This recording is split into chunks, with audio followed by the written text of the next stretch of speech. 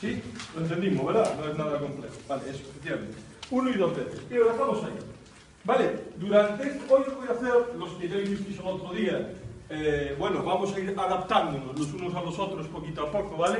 De hecho, después estaré también con Luis y con César, y la idea es que a lo mejor alguno de los seminarios también lo hagamos en alguna de las sillas, o bueno, alguna de las jornadas de la formación, lo hagamos en otro espacio, ¿vale? Para que podamos hacer más zona de trabajo, ¿vale?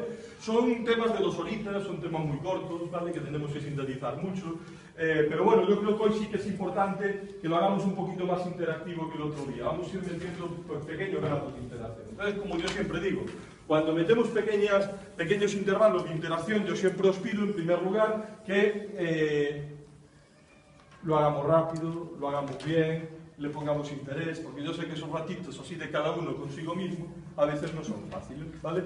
Y a veces, claro, uno dice, ¿qué pasa? ¿Qué hago yo aquí? Miro para el de al lado. Es verdad que este espacio que tenemos aquí tampoco se adapta mucho para el tema de escribir, ¿vale? Entonces, si podéis